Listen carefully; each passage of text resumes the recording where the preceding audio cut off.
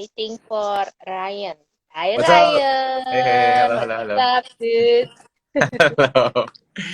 What's up, Iwan? Hai, habis ulang tahun. Thank you, thank Yeah. you. Happy birthday dong ya, Ya, oke. mesti. Iya, harusnya nyanyi ya Happy Birthday. Ya. Nanti aja deh. Suaraku takutnya membuat live ini rusak. Aku mau ngobrol-ngobrol sama Ryan hari ini. Terima kasih banget waktunya buat Ryan because of No course props, no ini props. sebenarnya holiday, tapi kamu sangat rela dan willing untuk tetap live bareng kita, you see it. No props, Okay, dan so Ryan, please tell me a little about yourself, about your business or plan B or whatever, supaya kita lebih kenal. Who is Ryan? Siapa oke. narasumber kita Right, sekarang? langsung ya. Mm-mm.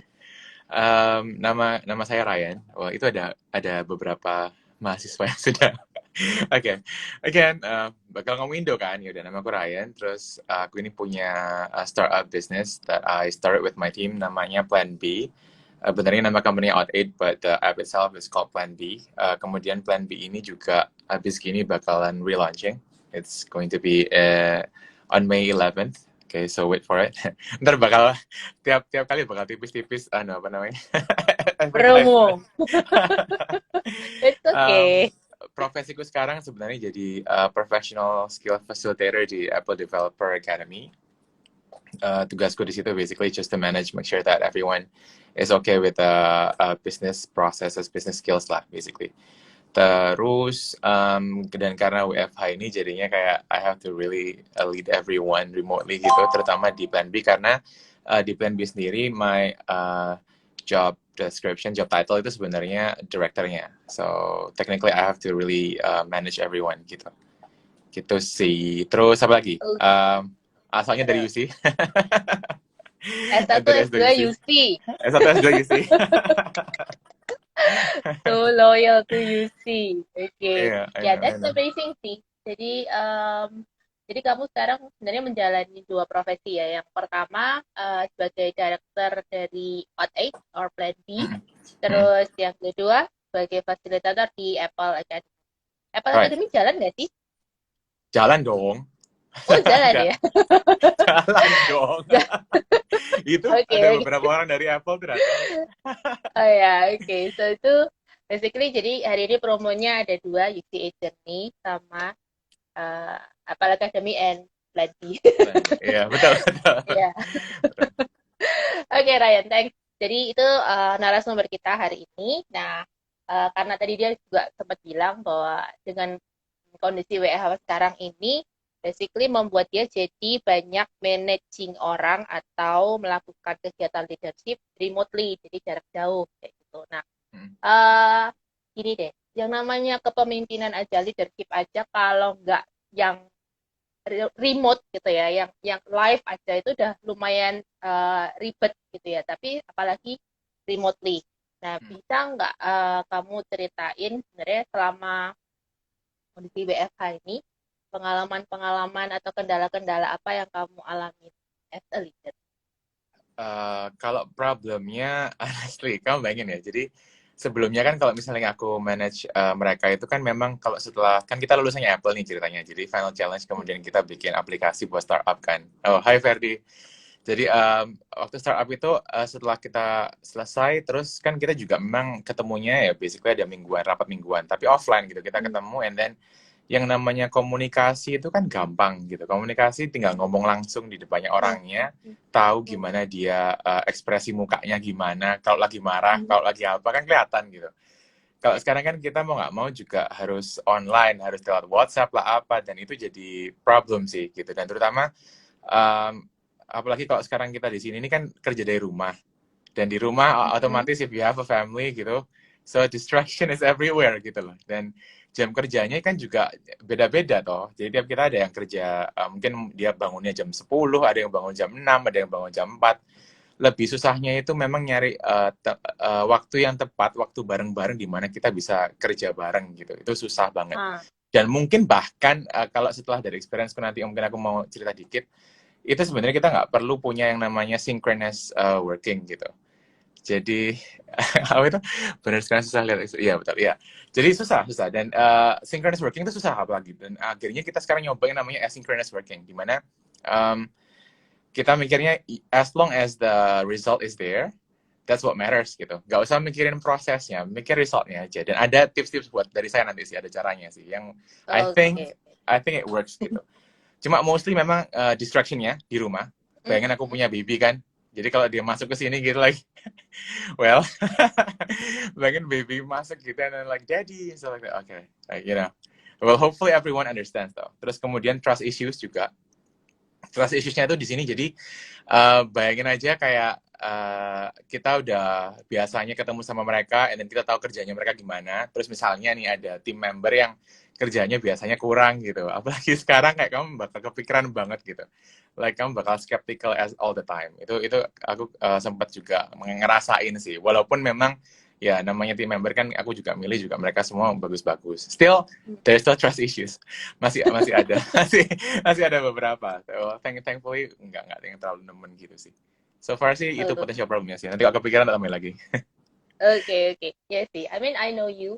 You kinda kita kayak perfeksionis sih, jadi Ya, aku bisa paham. lumayan. Aku bisa paham. Ya, oke. Nah, oke. Jadi memang intinya problemnya sebenarnya banyak, tapi nggak ada problem yang tidak bisa ada solusinya. Jadi semua problem pasti ada solusinya. Nah, jadi sekarang mungkin kita masuk ke topik utamanya. Jadi kamu as a leader, bagaimana caranya menghandle Menghandle apa tadi? Hilang suaranya. uh, menghandle itu, the Oh, problem, menghandle. the Ya. issues yang ada. Yang pertama aku mau bikin namanya kayak 3C gitu ya. Biar kelihatan keren Oke. gitu. Kayak Yuzi banget gitu. Yang pertama clarity, yang kedua communication, yang ketiga care namanya. Jadi aku mau mulai sama clarity dulu. Jadi clarity itu gini, kamu jelasin dulu di awal. Jadi bikin kayak meeting perdana gitu sebelum remote working ya. Karena kan sebelumnya kan again offline, kamu ketemu sama orang-orang itu. Jadi adain meeting perdana. Well obviously it can be offline, it can be online. Untuk bahas tuh ke depannya gimana gitu. Jangan kayak asal, tau gak sih, gampang lah WA ya bisa ngeflow aja gitu. Kalau sampai kayak gitu dari awal, itu bayangin kamu nggak punya apa ya itu namanya, nggak punya leadership quality lah, aku bilang susah kayak gitu. Nantinya timnya bakalan kemana-mana gitu. Dan it's extra important, pokoknya intinya to clearly explain goalnya itu apa. Jadi oke guys, kita remote working, jangan lupa deadline kita yang pertama itu apa, deadline kedua itu apa, deadline ketiga itu apa. Terus misalnya kayak contohnya buat di plan B itu launchingnya kapan gitu, itu harus ditentuin dari awal dan gitu. Jadi pastiin dulu everything is clear, dan juga jelasin contohnya, misalnya kayak kalau kita misal kerja biasa kan itu ya, apa namanya, kita terikat sama jam kerja toh. Kalau udah remote gini ya nggak bisa toh kita mastiin kayak dia ada terus apa enggak. Jadi banyak kan yang contohnya aja paling gampang sekarang, nipu-nipu di Zoom itu pakai virtual background, tau gak sih? Yang lagi rame itu. I know. Ya kayak gitu. Jadi lagian aku mau bilang lagi, jadi lebih tekenin ke hasilnya aja. Jadi you make it clear in the beginning. Oke guys, aku nggak ngurus prosesmu gimana, as long as you get the result gitu. Ya udah nggak masalah. We're okay with that gitu. Don't worry as much about what's being done basically. Just concentrate on what is being accomplished. Itu yang penting. Jadi yang pertama itu clarity, yang pertama. Make sure everything is clear. Yang kedua, obviously communication. Nah, ini di sini tuh komunikasi itu bagi aku kayak crucial banget buat leading remotely. Kenapa? Karena kalau kamu nggak ada komunikasi yang jelas, itu nanti bakal banyak banget miscommunication, which actually happened already gitu. Di timku juga sempat terjadi kan. Jadi saranku adalah kalian tentuin satu channel komunikasi untuk daily operation. Nah ini beda. Jadi aku bedain dua. Daily operation sama untuk meeting. Kalau daily operation kalian bisa milih kayak mau lewat WhatsApp, mau lewat Line, mau lewat Discord kayak gitu. Dan kalau aku pakai WhatsApp gitu. Entah karena aku memang udah berumur atau gimana. Kebanyakan kan kalau yang muda-muda gitu selalu pakai Line gitu. Like, so many stickers. I thought you're using Telegram though. No, I'm not using Telegram. Everyone is using Okay. WhatsApp, so you know, like it's easy for me. Yeah. Okay. Dulu sempat pakai Telegram, but for some reason I go back to WhatsApp. I don't know why. Terus kemudian juga aku kenal sama hal yang baru namanya Discord. Discord ini lumayan interesting juga. Jadi medium yang cukup intens. Sebenarnya dipakai buat gamer sih, cuma akhirnya ya kepake juga. Sempat kepake, tapi akhirnya nggak kepake. I'll tell you why later. Terus kemudian komunikasi yang berikutnya itu tentuin jadwal meetingnya mingguan. Nah, aku punya yang namanya weekly meeting. Kenapa? Karena kita pakai project management. Nah, project managementnya itu sempat aku belajar di Apple. Jadi itu aku belajarnya itu Scrum, pakai Scrum. Itu ada salah satu guiding resource-nya lah di Apple Developer Academy itu pakai Scrum, tapi ya Scrum-nya nggak bisa kan kamu kalau misalnya untuk hal kayak gini itu dibuat Scrum yang benar-benar Scrum, karena Scrum kan biasanya buat produk gitu, dan well technically it is a product, but karena aku juga belum terlalu like expert gimana gitu Scrum-nya, akhirnya tipis-tipis Scrum-nya nabrak sama Scrumban sih gitu. Tahu nggak Scrumban? Scrum sama What? Kanban. Jadi, Oh so my it's like God. dicampur. Loh iya lo ada loh. If you Google it, it's actually a thing. I'll Google it. I'll Google Yeah, it. Scrum Bun is actually a thing. I'm not kidding. They even have like Scrum Fall and Waterfall juga kan. Jadi, Oke. ya kita pakai Airtable. Kita pakai Airtable itu untuk Scrum-nya, untuk sprint planning sama ya basically untuk sprint planning. Aku kayaknya nggak perlu terlalu jelasin Scrum-nya. Kalau mau tanya-tanya it's okay. Nanti aku bakalan jelasin tentang Scrum-nya. Tentuin jadwal meeting mingguan lagi dan tujuannya apa. Jadi kalau kita namanya sprint planning pasti ada tujuannya. Jadi akhir minggu nanti kita mau bahas apa gitu. Jangan sampai nggak ada, karena dengan kita nggak ketemu itu pasti kacau, udah pasti fix. Apalagi kalau kita nggak kasih deadline. Nah, gunanya sprint ini, gunanya Scrum, sprint planning ini ada deadline-nya. Itulah bedanya sama Kanban kan. Kalau Kanban kan yang penting pokoknya work in progress-nya, berapa load-nya, nggak berlebih gitu. Kalau Scrum kamu pokoknya ada time-nya. Kalau sampai kamu deadline-nya nggak selesai ya, well you cannot celebrate basically. Dan itu kayak gives this emotional attachment gitu, kayak aku harus selesai gitu. Itu di sprintnya Scrum. Terus tentuin juga pakai apa mediumnya buat meeting.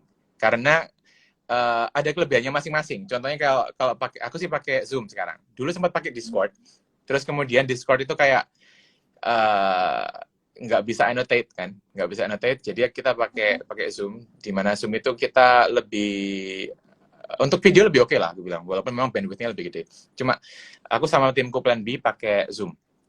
Itu kelebihannya dia ya, well basically you can, the video quality is amazing basically. Ya. Kalau audio quality-nya ya neck to neck lah kalau sama Discord. Terus kemudian pakai shared calendar. Nah ini penting banget. Jadi aku sebelumnya tuh nggak pernah pakai kalender gitu, karena aku bukan tipe orang yang bisa micromanage kecil gitu, kayak susah buat aku gitu. Akhirnya aku punya ini timku, membernya namanya Cynthia. Dia ini yang kayak nggak tau lah, kayak caretakernya timku gitu. Jadi dia yang bagian responsible for naruh apapun di kalender basically gitu. Dan di sini dia kayak kita ngomong apa gitu, dia udah nyatet dan kemudian dimasukin. Jadi kita pastiin di tim kita punya satu orang yang bagian ngurusin itu, ngurusin kalendernya sama ngurusin minutes of meetingnya kalau bisa.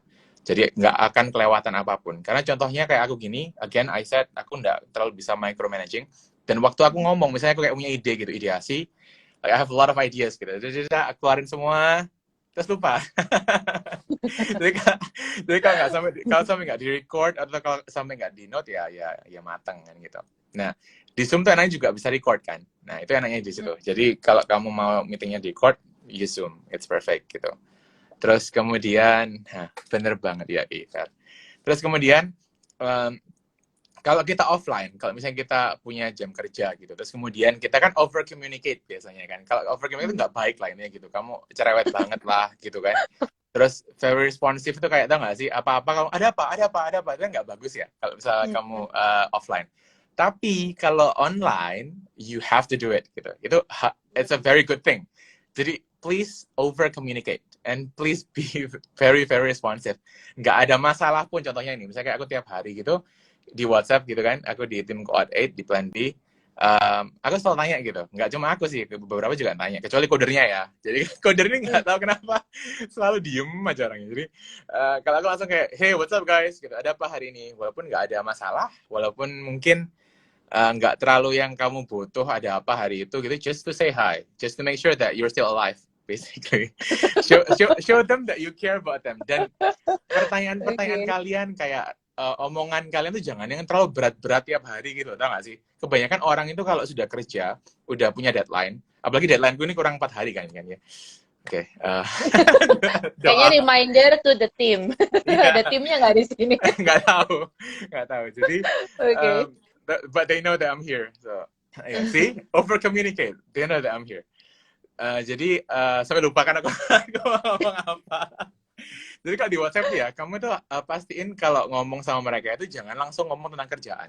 Karena kalau orang udah masuk WhatsApp, and then kamu langsung teks gitu, langsung bilang, kerjaannya gimana, or something like that, itu mereka langsung kayak defensif gitu loh. Apalagi kayak tipe-tipe, ya aku nggak mau bilang ini tipe-tipe coder sama desainer ya. Cuma development team itu kan orang-orang yang mereka punya skill. Orang-orang yang punya skill itu biasanya, obviously, well, they think highly of themselves kan, which I don't mind gitu loh. You guys are amazing kan. Development team pasti mereka punya skill, obviously. Kalau enggak, ngapain juga kerja bareng kan. Jadi, sama orang-orang yang benar-benar pinter-pinter itu, sama orang yang skillful itu, jangan sampai kita kayak kelihatan condescending. Nah, ya. Jadi kayak jangan kelihatan kita merendahkan gitu. Kayak, kamu nggak kerja ya gitu. Something like that. Apalagi kalau online gini, kita nggak lihat ekspresinya. Joking-joking itu dibuang-buang dulu deh. Kecuali kamu benar-benar deket banget. Jangan buat joke yang, tau nggak sih? Ayo nggak kerja ya. Ntar dia mikirnya, beneran nih orang mikirnya nggak kerja, tau nggak sih? Omongannya yang santai-santai aja. Jadi kayak, lagi ngapain? Udah ngapain aja hari ini? Stuff like that. Jadi jangan ngomong kerjaan langsung. Jangan to the point, basically. So, over-communicate. Make sure you guys over-communicate. Keep talking aja sama mereka di WhatsApp kalau bisa. Gitu. Aku di WhatsApp ya. After you guys want to do line, whatever. Terus habis itu kayak, to the point sampai kita tuh sempat bahas hal-hal nggak jelas gitu. Ya itu mungkin kayak timnya out itu doang ya. Cuma kita sering bahas hal nggak jelas di grup. Dan actually it's really important gitu. Di masa-masa kayak gini, di mana mereka mungkin juga yang punya kerjaan, terutama kayak freelance and stuff, mungkin ada yang omsetnya berkurang ya kan. Terus mungkin kayak parents-nya mereka juga ada masalah kerjaan juga mungkin gitu. Dan hal-hal kayak gitu bisa kayak boost their apa itu namanya motivation lah untuk kerja gitu, untuk mereka tetap berjuang lah, basically something like that. Terus kemudian yang ketiga, selain daripada clarity sama communication, I have care. Nah, di sini tuh aku mau bilang, kadang tuh kita lupa sama well-beingnya tim kita gitu. Kadang kita lupa sama bahwa mereka juga manusia. Tahu nggak sih? Kayak kita di sini enak-enak aja ya? Misalnya. kayak kita, oh by the way, this is my team, right? Out 8 plan B. Okay. See, kadang promotion. Plan B nanti tanggal 11 ya, berarti jangan sekarang. Kadang kita lupa tuh well-beingnya tim kita. Kita lupa kayak mereka di rumah mungkin lagi capek. Misalnya kita tahu-tahu ya, misalnya jam 12 malam gitu, and then kamu kepikiran something, you should terus minta jawaban langsung. It doesn't make sense kan, gitu loh. Kecuali again, kalau kamu sudah clear di depan, udah ngomong sama mereka, komunikasinya jelas, sure, why not, gitu. Dan a simple gesture, this is really important ya, a simple gesture can go a long way. Trust me. Jadi, tahu-tahu itu kayak beberapa hari yang lalu ya, beberapa minggu mungkin, beberapa minggu itu, dapat kiriman. Jadi kayak ulang tahunku gitu, ada kiriman dari timku kan, gitu. Dari, dikasih kayak kue-kue, as simple as that gitu, and then dikasih kayak kartu, surat gitu. It's really important gitu, karena dengan kamu simple gesture kayak gitu aja, kayak kita like, you know what, let's do this guys gitu, lebih kayak gitu. So karena mereka kayak gitu juga, dan aku pun harus go the extra mile as well. Jadi kemarin waktu ulang tahunku ceritanya, aku pergi ke rumah mereka masing-masing, pakai masker, don't worry. Aku pergi ke rumah mereka masing-masing, aku ngasih kaos. Jadi aku udah nyiapin, aku bikin kaos buat mereka, kaosnya Plan B. Jadi buat kita kayak memulai nanti launchingnya itu. Jadi kita bikin kaos, and then I put like di belakangnya itu message tiap orang beda-beda lah basically. So for them gitu personally. So leading tuh harusnya kayak gitu. You have to inspire people. You have to inspire your team members. Kalau kamu nggak bisa going the extra mile, kayak there's no reason for you to be there. Karena development team, kayak contohnya coder, they can just work by themselves kan. Mereka bisa kerja sendiri kok, mereka bisa freelance. Designer, mereka bisa freelance. Like, tujuanmu apa jadi leader gitu? Kamu jadi project manager gitu, apa gunamu kan gitu. Nah, kadang-kadang itu dilemanya project manager tuh gitu. Kalau kamu nggak go the extra mile, mendingan nggak usah jadi project manager deh gitu. Jadi you have to make sure kamu do extra work gitu. Dan tapi extra worknya again, karena kamu nggak develop anything, basically aku nggak nyentuh coding karena nggak nyentuh desain gitu. So you have to make sure that your development team itu happy. Wes, aduh, kenangan. Jadi you have to make sure the development team is happy. Itu penting banget. Dan you have to make like this open and accepting environment gitu. Harus ada di timmu itu. Jadi tim membermu nggak bakal mikir kayak kamu mereka tuh lagi dijudge, tau nggak sih, lagi dihukum gitu. Misalnya kalau misalnya sempat ini kejadian 2 minggu lalu kalau nggak salah, itu jadi waktu aku selesai sprint ada yang nggak selesai.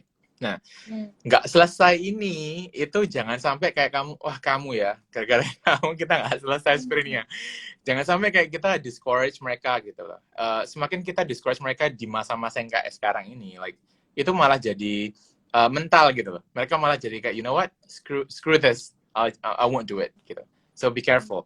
Lebih kayak ya udah kalau misalnya nggak selesai ya berarti kita semua salah lah ini gitu. Not just them, ngerti nggak sih? Karena aku dapat dari Apple Developer Academy juga dari Academy Managerku Dixon itu dia bilang we are all self-sufficient teams gitu.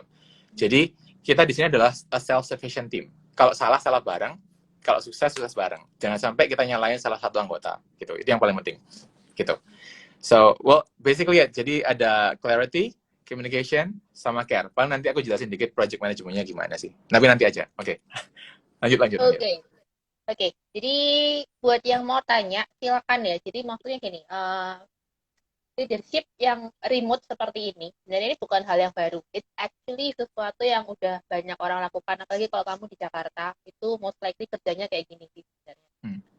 Jadi, this is not new just because of Corona atau COVID-19. No, it's just, ya, memang kita akan shifting model kerja kita yang seperti ini kayak gitu, dan most likely kita akan bekerja dalam tim, mungkin kita yang berada di posisi leadernya misalnya. Jadi kita bisa belajar banyak di hari ini.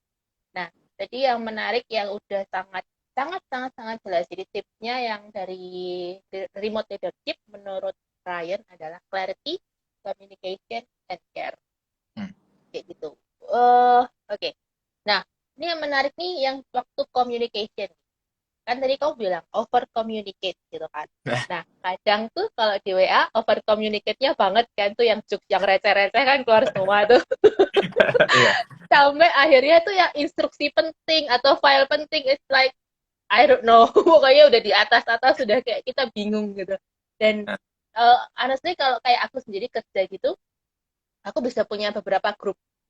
Jadi mungkin aku juga pernah share di Instastoryku pribadi. Iya, pernah lihat. Itu waktunya kayak exactly, aduh, kayak cuman berapa detik beda berapa menit kayak gitu. Nah itu bagaimana kamu menghandle hal itu? Atau harus dipisah lagi? Ini yang untuk receh, ini untuk yang khusus penting-penting. Aku nggak bedain sih. Iya, itu benar tuh, Ferdi ya. Aku nggak bedain sih antara receh sama kerjaan sih. Soalnya gini, kalau yang kerjaan itu kan sebenarnya kayak aku bilang tadi, WhatsApp itu hanya untuk daily operation. Jadi, aku nggak perlu terlalu yang gimana-gimana gitu, karena fokusnya adalah waktu meetingnya. Nah, waktu meetingnya itu kan yang di Zoom tadi. Jadi, lebih banyak di situnya, instead of yang tadi aku nulis di WhatsApp itu. Jadi, WhatsApp itu lebih aku buat kayak, ya tadi tuh, lebih ke care ke timnya sih. Jadi itu WhatsApp. Terus sama kalau aku kerja di Apple kan juga aku pakai beberapa communication channel juga. Jadi kita ada yang pakai River namanya, River or River itulah. Terus kemudian kita pakai WhatsApp juga. Terus kita juga pakai Zoom, kita pakai Discord. Jadi kalau di Apple itu sesuai kebutuhan sih memang. Itu sesuai kebutuhan. Nah, nggak pisahin sih. Sama sekali nggak pisahin. Karena ya balik tadi tuh. Jadi ada tujuannya masing-masing. Kalau kayak kamu gitu kan, mungkin sama ya, tujuannya semua kerjaannya sama, kayak cuma beda topik doang ya dia. Kalau aku kebetulan nggak sampai harus membahas beberapa departemen gitu sih.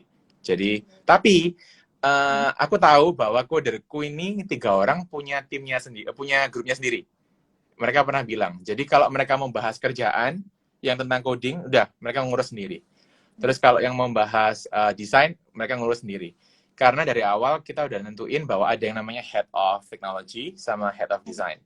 Nah, aku udah bilang dari awal, again, ini masalah clarity ya. Jadi aku udah bilang dari awal bahwa kalau misalnya mau ngomong sama kita, jadi bener-bener semua di forum, itu yang ngomong mendingan Head of Design-nya atau Head of Teknologinya.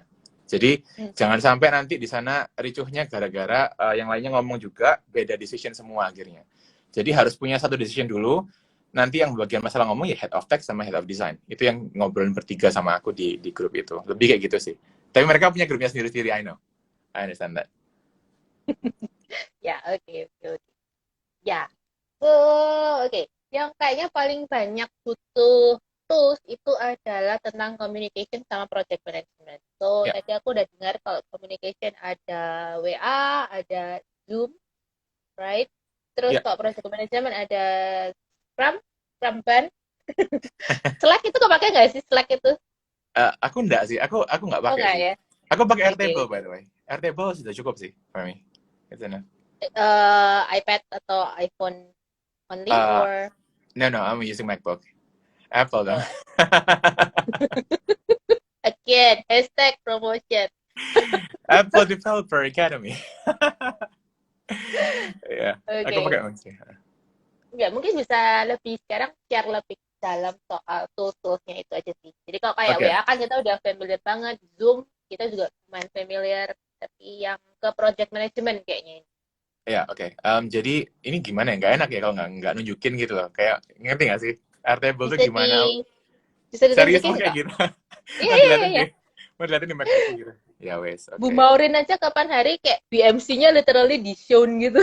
Dia kayak Oh, wow. bener ngajar via gitu. Oke. I'll show it. Wait, hold on. Uh, kelihatan nggak ya? Oke, orange. Jadi, Pink. tapi ini nanti kelihatan itu, semoga nggak terlalu kelihatan sih detailnya. Jadi, Oke, oke. Detailnya nggak? Detailnya nggak. Jadi kayak ada kotak-kotak box, terus ada kayak apa oke, title-nya dengan di bold hijau, ungu kayak gitu-gitu kan. Oke. iya. Ini kayaknya internetnya lagi agak lemot dikit, it's okay. Tak tunjukin aja. Ups, tada. Wait ya guys. Nah, Yeay. oke. Jadi kita di sini tuh aku pakai Airtable sih. Airtable ini tulisannya Kanban kan, memang dia caranya Kanban. Cuma kita cara prosedurnya ini pakai Scrum. Caranya itu simple sih. Jadi kita tiap kali hari Minggu, nah lucu ya, kita pakai hari Minggu nih guys. Jadi aku pakainya tuh hari Minggu untuk yang namanya sprint planning. Kalau kalian mau bahas lebih dalam tentang Scrum, nanti di sesi berikutnya. Makanya intinya, jadi sprint planning itu intinya kita membahas semua yang dibutuhin di minggu itu supaya nanti waktu kita sampai di ending, di launching, itu udah siap semua. Nah, tiap development team nanti, contohnya ya, aku ada punya development team untuk coder, aku punya desain. Nah, itu mereka harus bahas sendiri sebelum mulai sprint planningnya, mereka butuhnya apa sampai nanti launching. Jadi kita punya yang namanya MVP, Minimum Viable Product. Jadi MVP-nya tentuin dulu, pokoknya app-ku harus punya ini. Caranya supaya punya ini, development team yang coder harus sampai mana, harus bikin apa, desainnya harus bikin apa. Udah kan? Selesai semua, kita masukin di project backlog. Itu di sini. Nah, setelah kita masukin project backlog, udah banyak tuh. Kemarin tuh sampai ratusan tuh by the way. Itu kalau kalian lihat ya, di sini yang udah done itu ada 71 by the way. Nggak tahu kelihatan apa Wow. enggak. Itu udah 71 card by the way. It's like a lot guys. Itu dalam waktu WFH. It's a lot. Di project backlog ini jadi kita udah sempat hampir ratusan lah, bagaimana 100 something lah itu. Nah di situ tiap kali sprint planning, aku sebagai product owner-nya, namanya kalau misalnya di Scrum itu kan product owner, aku bakalan bahas satu-satu. Jadi story-nya kita pakai story basically, user story untuk jadi title-nya. Contohnya nih, misalnya kayak gini. Wait, aku mau yang mana nunjukin ya? Bahaya, jangan ditunjukin semua. Intinya yang seharusnya sebenarnya itu kalau mau bikin user story itu ini contohnya misalnya, as a user I want to have a better transition to the pages inside the app so that I can have a better experience playing the game. Contohnya gitu. Nah itu ada deliverable-nya apa? Oke, jadi apa yang harus ada nanti goal-nya, bahwa itu kayak measurement-nya gitu. Jadi Oke. He is stuck. Ryan. Ryan stuck.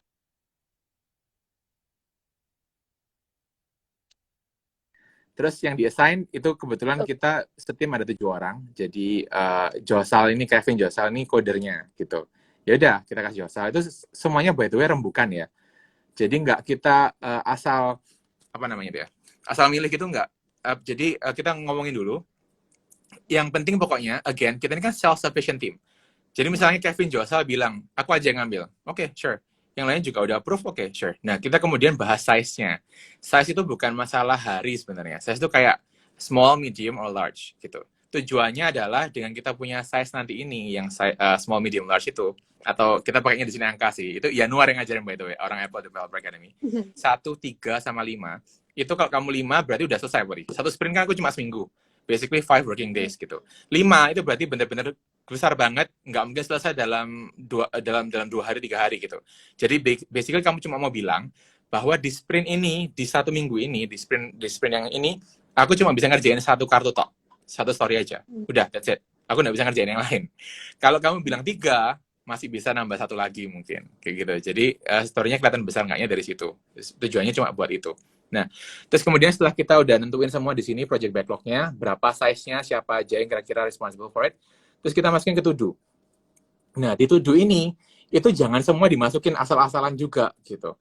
Jadi, balik lagi, again, kita cuma punya waktu 5 working days, right? Jadi, kalau misalnya si Kevin udah ngambil yang size-nya 5, ya jangan dikasih lagi Kevin-nya.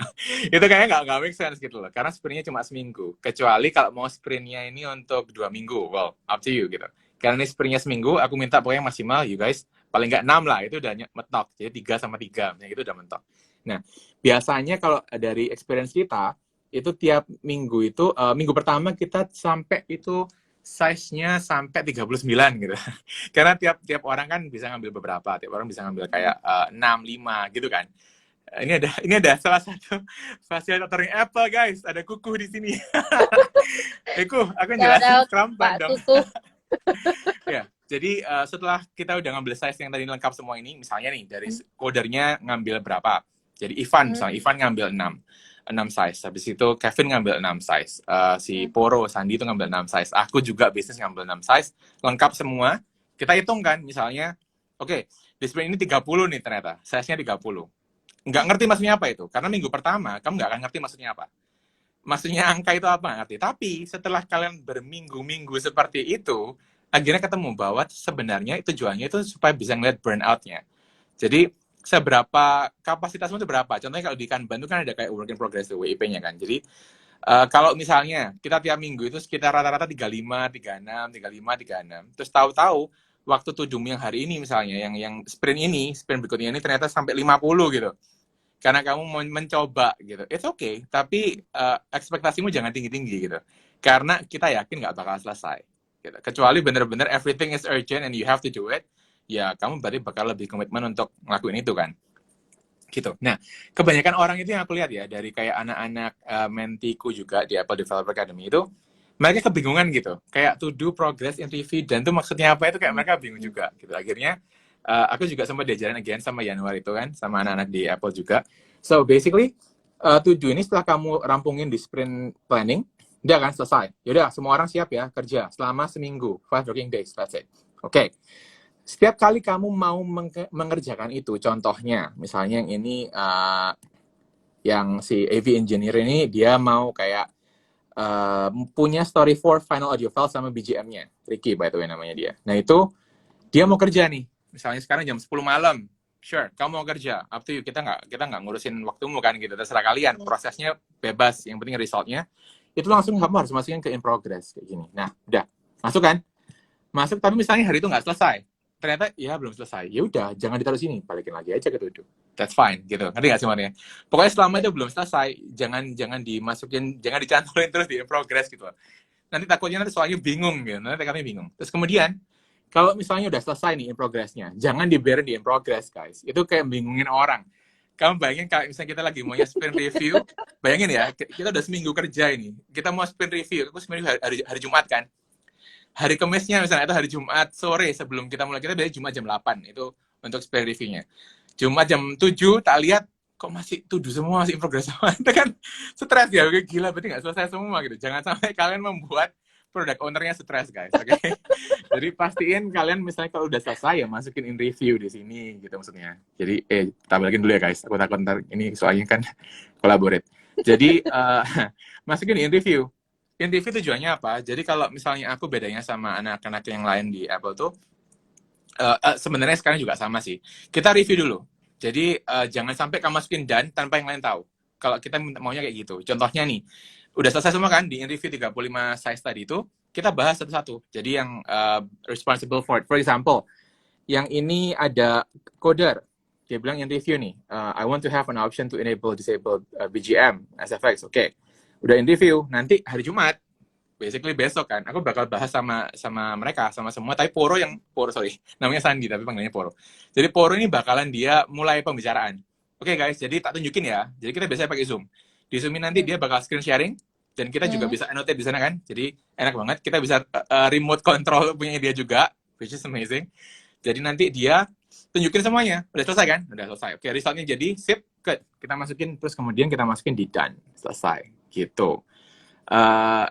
Lucunya adalah dengan aku kayak gini ya, dengan aku pakai sprint planning kayak gini, sprint review, terus kemudian pakai Scrum Ban ini, ternyata malah kerjaan kita ini lebih produktif gitu. Jadi daripada offline meeting yang kita ketemu tiap minggu 2 kali 3 kali di Starbucks itu biasanya gitu. Sorry aku nggak mau ngiklan Starbucks sih, cuma ada Poro ada Poro di sana guys. Jadi malah yang offline ini itu malah kayak bagi aku nggak ada bandingannya sama sekali sama online ini guys gitu. Itu surprising banget. Jadi dengan kita pakai Airtable ini untuk Scrum Ban ini, untuk project management ini, kita malah punya apa itu namanya, motivasi untuk kerjanya tuh lebih gila gitu loh.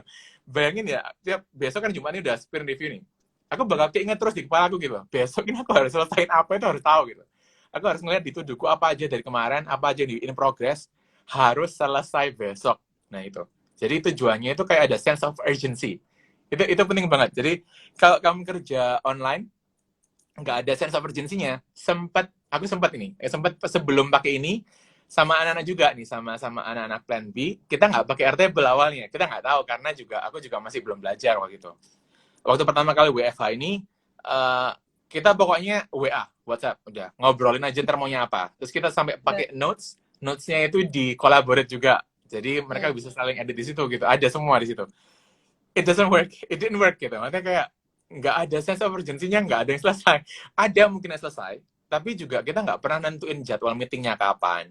Terus kemudian hasil yang dimau itu kayak gimana, itu nggak kelihatan semua. Tapi setelah pakai Airtable ini, setelah pakai project management Scrum Ban ini, Scrum Ban ini, akhirnya malah gila. Cepet banget. Kita kayak progresnya gitu. Like really fast. Kita benar-benar kayak tiap minggu itu happy gitu. Yes, oke, udah ada improvement, ada progress. Jadi aku diomongin sama Januar ini di orang Apple Developer Academy juga, mentor temanku itu, dia bilang, yang penting pokoknya dari project management yang pakai Scrum ini, itu adalah you see progress. That's it. Jadi kecil-kecil aja gitu, incremental progress itu penting.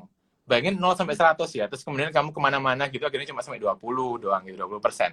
But with Scrum, walaupun cuma misalnya 5 tiap minggu, but it's going to go to 100. Kan nggak sih? So, saranku adalah kalian nyobain deh. It's really powerful. Kalau misalnya nanti mau tanya caranya lebih dalam lagi, sesi berikutnya. Iya, oke. Oke. Jadi yang menarik sebenarnya dari project management ini, yang namanya Scrum atau Scrum Ban atau ini kita pakai Airtable di sini, itu sebenarnya intinya menstrukturkan hal-hal yang tadinya sifatnya mungkin masih berantakan atau abstrak gitu ya. Biasanya kalau kita bahkan kalau kerjanya offline itu most likely kayak ya udah meeting, ada minutes of meeting and that's it gitu. Tapi dengan adanya Airtable ini, sekalipun kayaknya fungsinya sih cuma nulis, pindahin, tapi sebenarnya dia sangat menstrukturkan semua yang tadinya sifatnya abstrak dan membuat kita jadi ngelihat dari big picture sampai ke detail. Karena katanya the devil is in the details gitu ya. Jadi ini kayaknya bantu banget soal detail. Nah, cuman ketika waktu menggunakan ini, ada kesulitannya ini nggak ya? Maksudnya, misalkan tiba-tiba kok ada hal-hal yang ternyata belum tercantum di situ, misalkan. Itu ada bisa ditambahkan lagi atau enggak? Terus yang kedua, ada nggak sih kemungkinan sampai load-nya setiap orang bisa jadi nggak sama, tapi terus jadi ada gap, terus jadi masalah gitu, ada nggak? Oke, kalau yang masalah tadi fleksibilitasnya kan ya. Jadi kalau Scrum itu kan sudah fix kan, di lock namanya. Kalau kamu sprint itu selama seminggu itu di sprint planning itu kamu udah nge-lock backlog mana aja yang harus ada. Nah, minggu-minggu pertama kita pakai, it worked, oke. Jadi cara itu berhasil gitu loh. Tapi tiap hari waktu operational itu, waktu yang di WhatsApp itu, tanyain deh sama itu ada codernya tadi Poro, Sandi. Selalu ada kayak gini. Kevin lah terutama juga kayak kita kayaknya perlu ngelakuin ini juga deh guys gitu kan, tapi nggak dimasukin story ya, jadi nggak perlu dikerjain ya, ngerti ya, kayak itu kan nggak ada di kartu, nggak ada di kartunya kan yang di Airtable, jadi nggak perlu dikerjain. Eh, itu kejadian gitu, dan akhirnya kita mikir ya wes lah ya nggak apa-apa, akhirnya ngecek ternyata bener itu namanya Scrum Ban tuh kayak gitu, jadi tetap ada sense of urgency-nya tapi fleksibel. Contohnya aja paling gampang, minggu lalu aku sampai kaget kan, jangan sampai ya guys, development team jangan sampai seperti ini.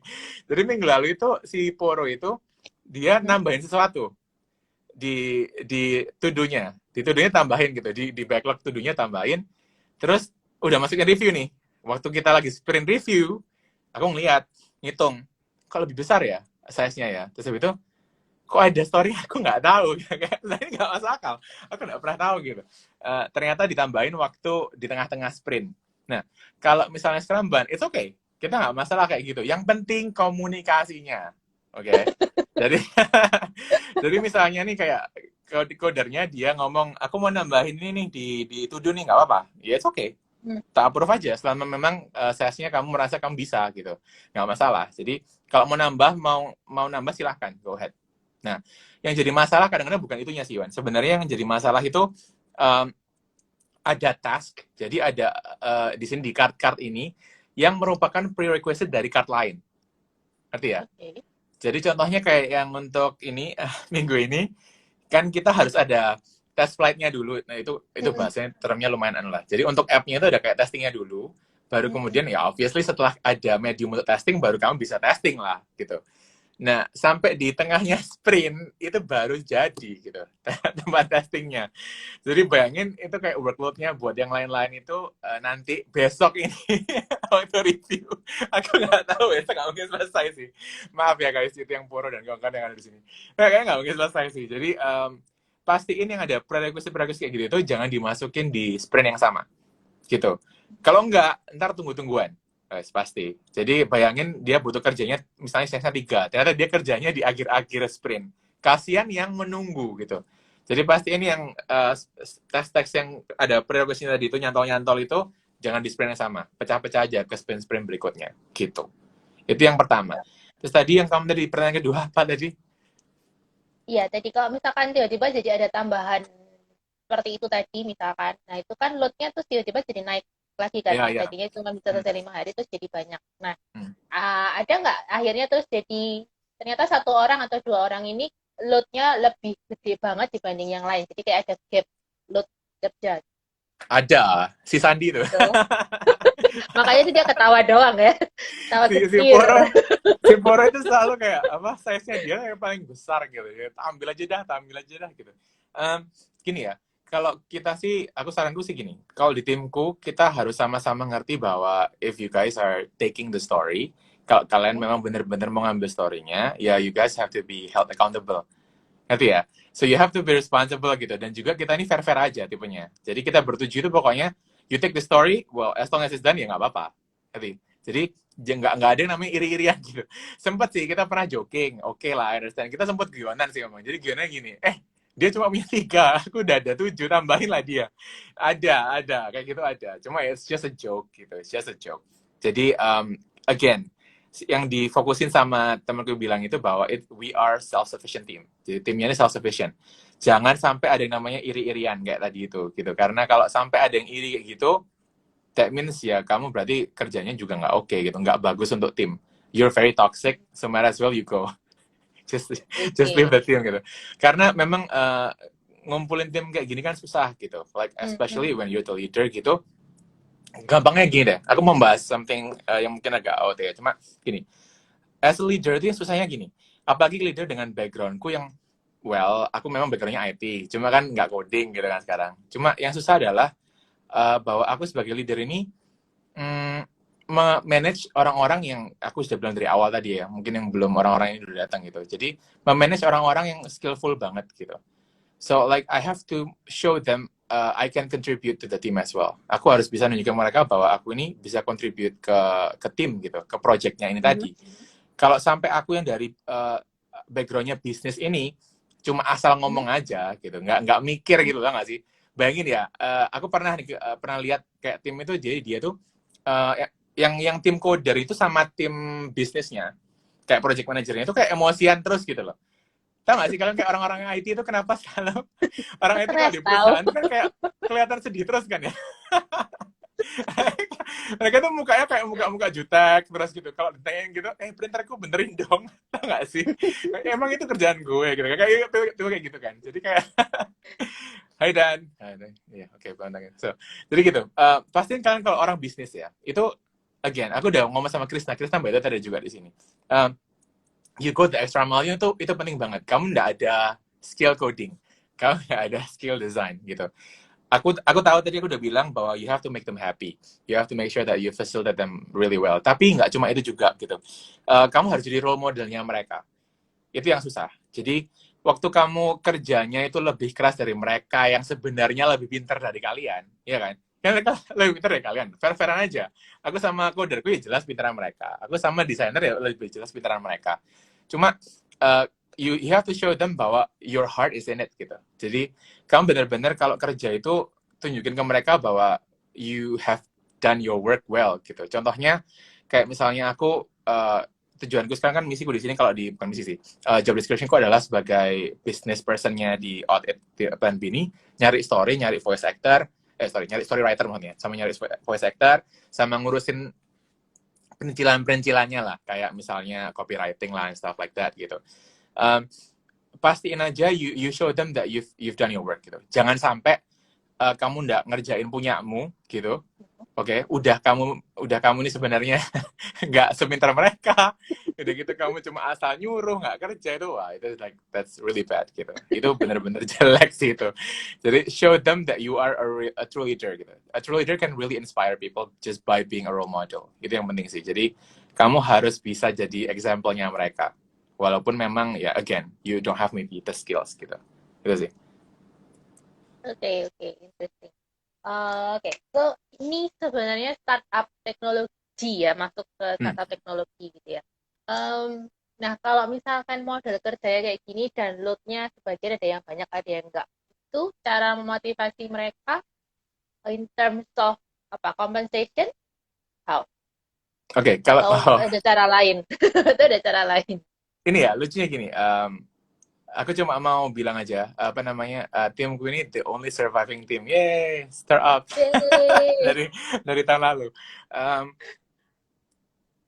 Jadi aku nggak tahu ya kenapa masih, tapi ini gini, timku ini kita dari awal malah udah bilang fair-fairan gitu, we're not gonna make money at first, right? Itu kan susah ya, orang yang kalau misalnya nggak tahu bahwa kerjaannya dia, yang hard worknya dia ini nggak bakal fruitful, nggak bakal ngasilin duit, come on, pasti kamu mikir lah gitu loh, kayak ngapain aku kerjain ini gitu kan. Dan banyak banget kayak startup dari tahun lalu yang jatuh juga karena ya maybe that gitu, mereka udah move on dari itu, like they think that it's just a dream anyway gitu.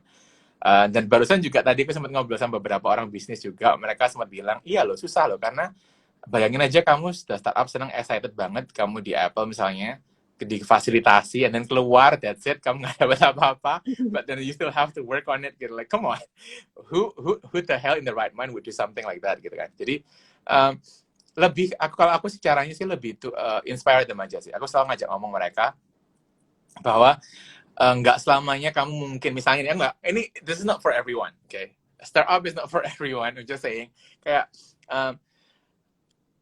kamu mungkin, okay, aku nggak mau offend anyone gitu. Kamu mungkin nggak mau selamanya kerja sama orang gitu loh. Kamu mungkin nggak selamanya mau kerja sama orang. Apalagi aku ngerekrut timku ini itu benar-benar melewati proses yang cukup bagi aku kompleks gitu. Dimana waktu di Final Challenge itu aku udah nyiapin ini presentasi untuk beberapa orang yang aku shortlist. Jadi aku udah ngelis kayak 12 orang gitu yang aku mau offer untuk jadi timku. Nah, orang-orang ini aku tahu bahwa mereka itu punya mindsetnya seorang creator gitu.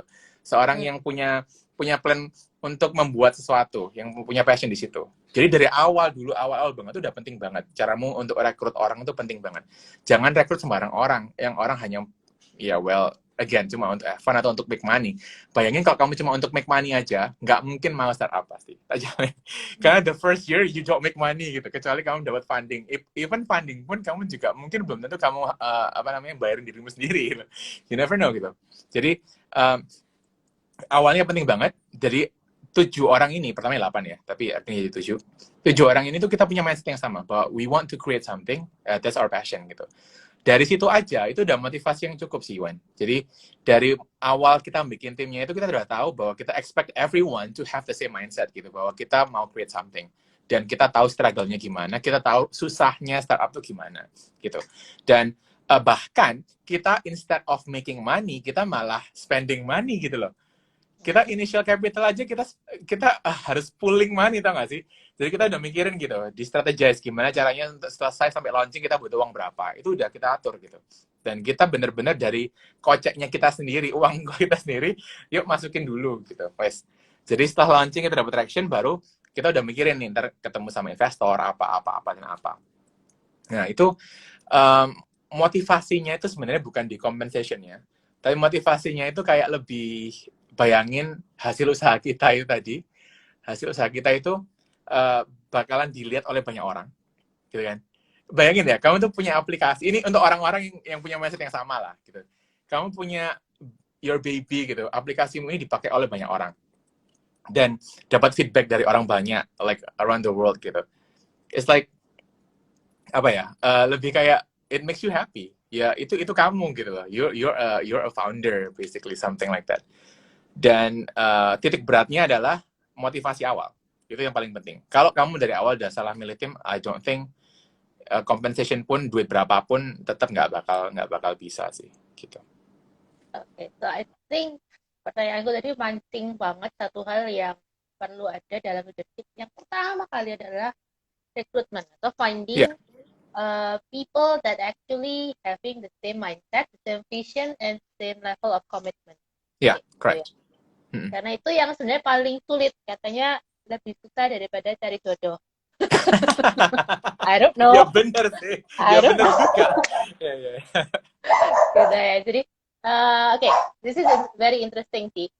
Cuman waktu kita juga cuma sisa 7 menit. Cuman aku mau nanya juga. Oh, tadi ada pertanyaan dari Bu Nana, tapi dia via WA. Dia nanya, ini Airtable ini free atau bayar atau gimana? Free. Free. Tapi limited. Premium. Ya, basically something like that. Okay. Tapi nggak masalah kok. Jadi yang free pun aja bisa dipakai buat anything kok.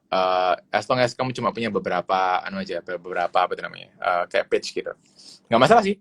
Aku buktinya pakai ini free kok. Aku pakai yang free. It's free. Tapi bisa bayar. Ada yang nanya nggak ya dari teman-teman? Krisna tadi tanya apa? Oh, urutannya. Task, the progress, a review, done. Ya, tanda tanya. Is it the right? Oh, bukan task ya, boleh dibilang task, tapi kita ngomongnya backlog sih. Jadi backlog, terus kemudian habis backlog itu ada to do, terus habis to do itu ada in progress, habis in progress itu di review dulu, jadi in review, terus endingnya done.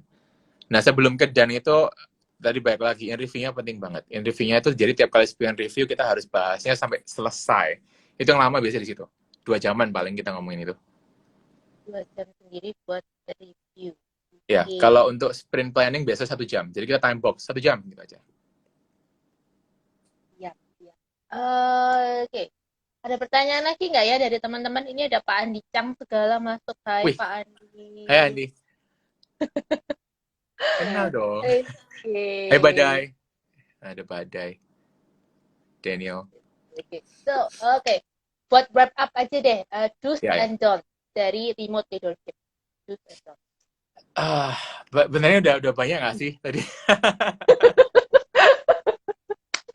Ya pokoknya pasti kamu berharap ada Cynthia ya di sini ya. Iya. Cynthia, please.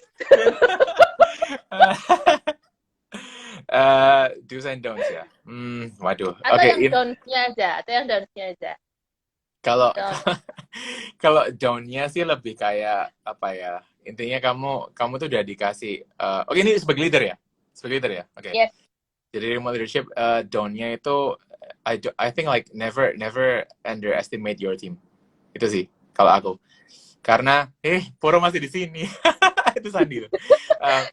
Karena yang aku notice tuh gini, kebanyakan tuh kalau yang namanya leader tuh kan like you always apa namanya demand something, right? Kamu selalu kayak insist bahwa kamu itu pokoknya dia minta gitu loh, like hey come on, show me this, show me this, show me this gitu. Uh, Sebagai leader tuh lebih lebih pentingnya itu you don't underestimate your team. Jadi kalau timmu kamu tahu timmu ini udah pinter, udah hebat, udah ngerti yang what they're doing gitu.